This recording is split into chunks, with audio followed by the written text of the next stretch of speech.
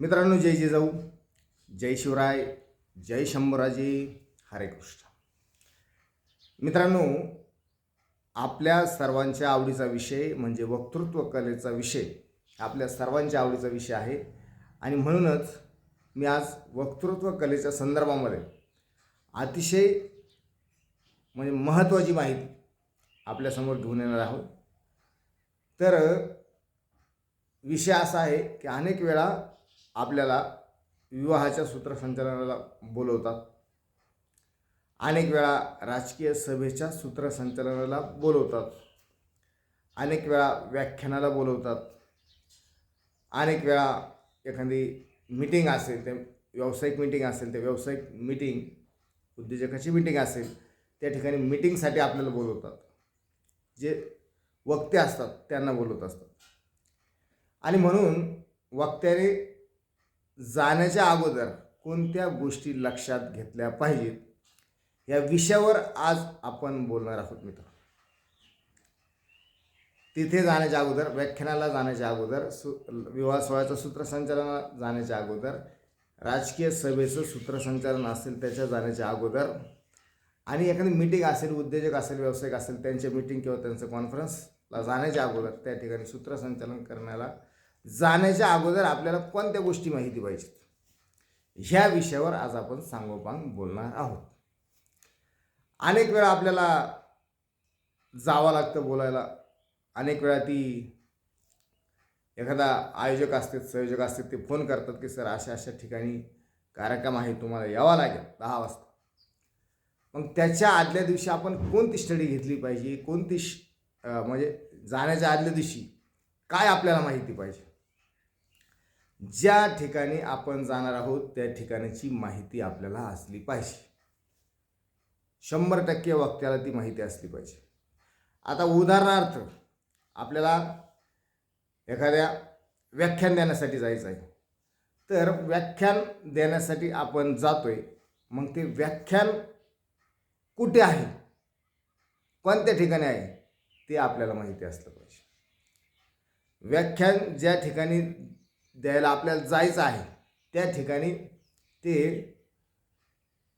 सभास्थळ कसं आहे, की ते व्याख्यानाचा ज्या ठिकाणी आपण व्याख्यान द्यायला जातोय त्या ठिकाणी ते हॉल कसा आहे, हॉल बंदिस्त आहे का, पटांगणामध्ये, प्रांगणामध्ये व्याख्यान द्यायचं आहे ते आपल्याला माहिती असलं पाहिजे. एखादं व्याख्यान एखाद्या बंदिस्त हॉलमध्ये आहे का, किंवा ते एखाद्या अशा प्रशस्त पटांगणामध्ये आहे का, प्रांगणामध्ये आहे का, हे वक्त्याला माहिती असणं गरजेचं आहे.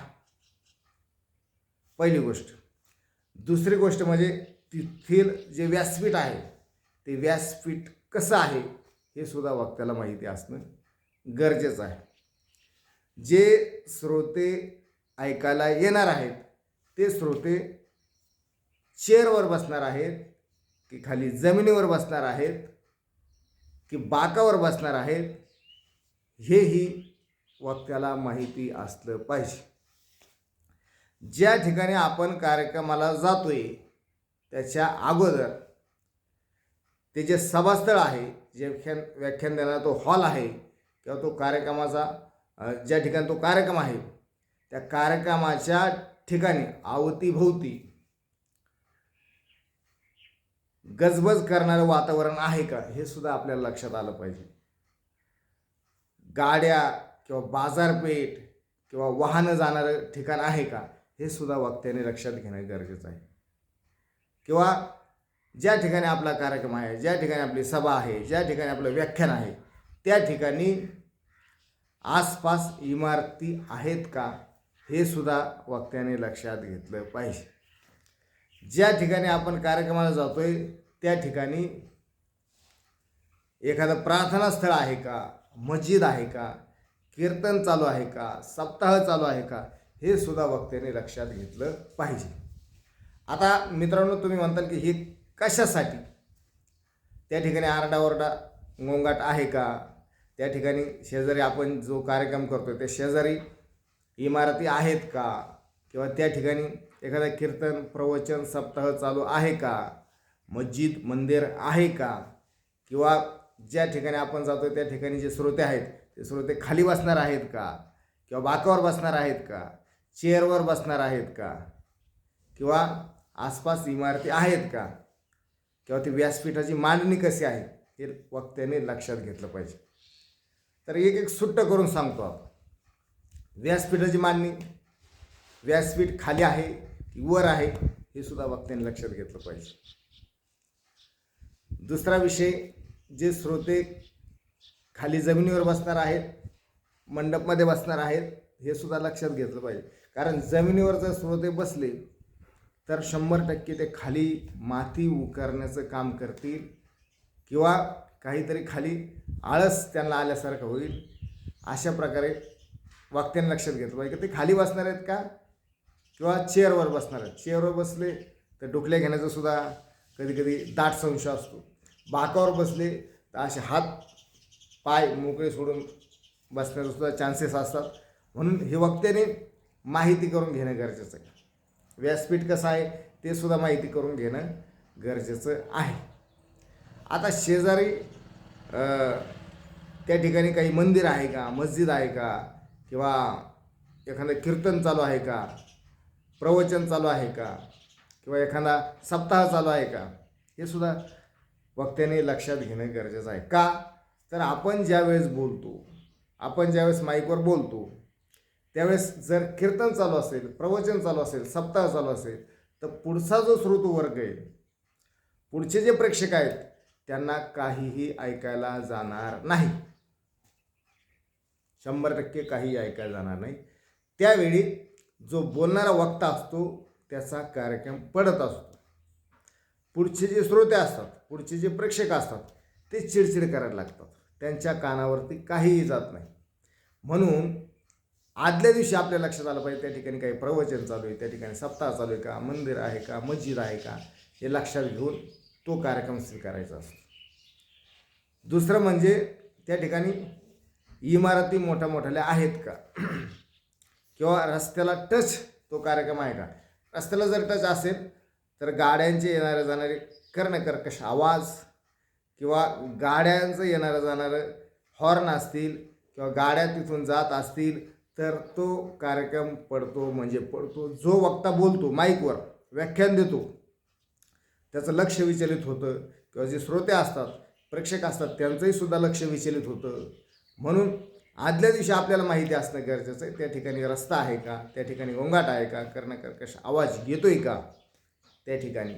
म्हणून आपण लक्षात घेतलं पाहिजे की ते सभास्थळ कसं आहे, ते व्याख्यान देणारं स्थळ कसं आहे, ते प्रांगण कसं आहे, पटांगण कसं आहे, हे सुद्धा आपण वक्त्याने लक्षात घेणं गरजेचं आहे. त्या ठिकाणी मोठ्या मोठ्याल्या इमारती आहेत का आजूबाजूला. कारण ज्यावेळेस मोठ्या मोठ्याल्या इमारती असतात त्यावेळेस ज्यावेळेस आपण बोलतो, वक्ता बोलतो, त्यावेळेस जो आवाज असतो तो आवाज त्या बिल्डिंगवर किंवा आसपासच्या शेजारच्या घरावर आदळत असतो. तो आवाज आदळून परत रिटर्न येत असतो, म्हणजे त्याचं कंपन पावत असतं. म्हणून आवाज हा क्लिअर येत नाही.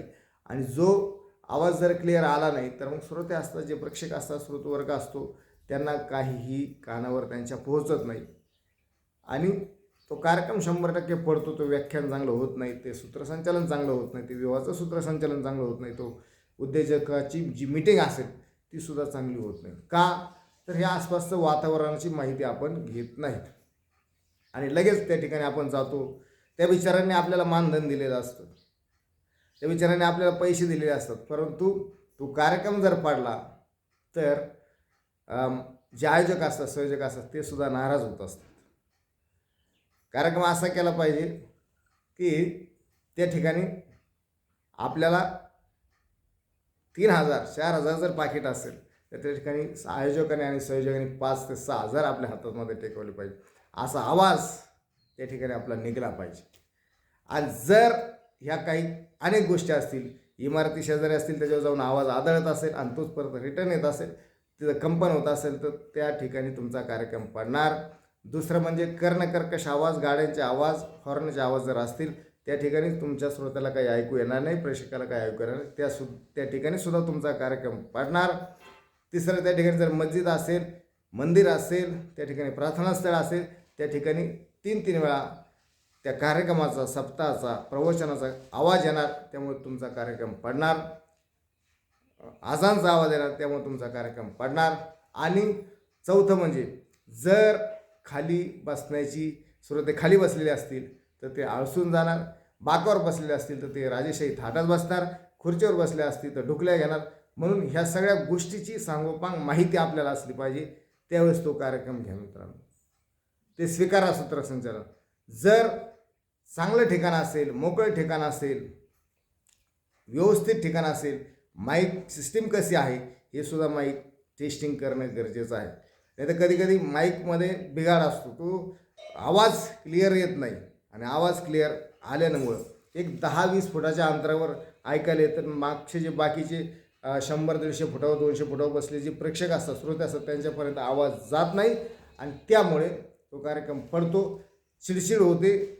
आपण त्या माईकवाल्यावर चिडचिड करतो किंवा श्रोते आपल्याला म्हणतात की हा काय बोलतो हे कळतच नाही. त्याच्यामुळे 100% तो कार्यक्रम पडत असतो.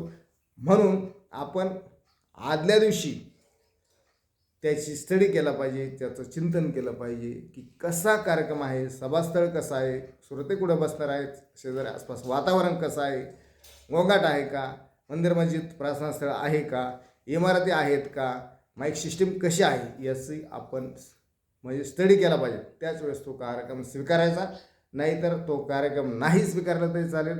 आणि दुसरं म्हणजे मित्रांनो, हे गोष्टी लक्षात आल्याच्या नंतर तरच आपण तो स्वीकारायचा, नाही तर स्वीकारायचा नाही. विचारा लोकांनी आपल्याला पैसे दिलेले असतात, मानधन दिलेलं असतं, पाकिट दिलेलं असतं, विनाकारण ते कार्यक्रम पडला तर तो नाराजी नाट्य तयार होतं. म्हणून या गोष्टी लक्षात घेऊनच आपण तो कार्यक्रम स्वीकारा. एवढंच या सांगण्यामागचा उद्देश होता. मित्रांनो, भेटूयात पुढच्या अशाच सूक्ष्म गोष्टी घेऊन वक्तृत्व कलेच्या संदर्भात. जय जिजाऊ, जय शिवराय.